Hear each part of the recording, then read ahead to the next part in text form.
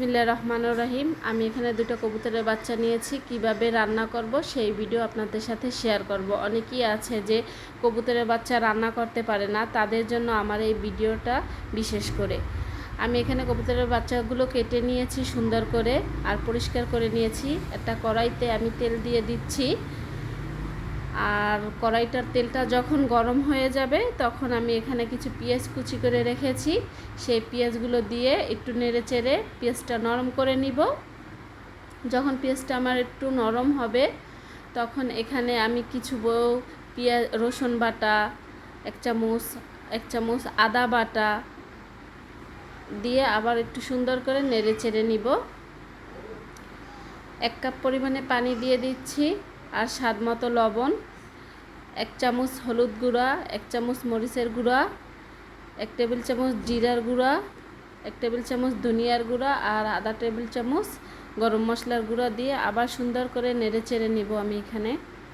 তারপর এখানে কিছু আগে থেকে টমেটো কেটে রেখেছিলাম, টমেটোটা দিব আমি, কারণ হালকা টমেটো দিলে টকটা ফ্লেভারটা আসে আর খেতে খুবই সুস্বাদু হয়। হয়তো ভাবছেন আপনারা যে কবুতরের বাচ্চার ভিতরে আবার কিভাবে টমেটো দেয়।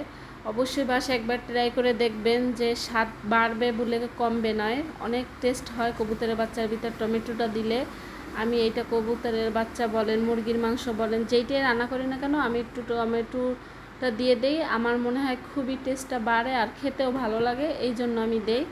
তারপর আমি এখানে এই যে মাংসগুলো কুটে রেখেছিলাম কবুতরের বাচ্চাগুলো, সেগুলো দিয়ে দিচ্ছি, দিয়ে কষিয়ে নেব। এখন এখানে আপনার যতটা কষাবেন কষানোর উপর ডিপেন্ড করে আপনার তরকারিটা খেতে কতটা সুস্বাদু হবে। আমি সবসময় যে কোনো জিনিস রান্না করলে বেশি করে সুন্দর করে কষিয়ে নেই, আমি কষানোর ভিতরেই অর্ধেক সিদ্ধ করে ফেলি। আমার কষানো হয়ে গেছে, এখানে কিছু ভিডিও আমি স্কিপ করছি, এত কষানো আপনাদের দেখানো যাবে না সেজন্য। আর এখানে পানি দিয়ে দিচ্ছে, আর ব্লক আসার পরে আমি আবার ঢেকে দিলাম। আমার রান্না হয়ে গেছে, দেখতেই পাচ্ছেন। আমি হালকা মাখো মাখো ঝোল রেখেছি।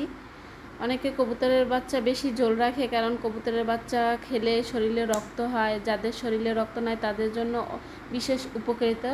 তো আমি এখানে আপনাদের ভিডিও শেয়ার করার জন্য রান্না করছি, সেজন্য আমি বেশি একটা ঝোল রাখিনি, মাখো মাখো রেখেছি, কারণ আমার কাছে মাখো মাখোই পছন্দ। সেজন্য দেখতেই পাচ্ছেন কত লোভনীয় আছে, অবশ্যই বাসায় একবার ট্রাই করবেন।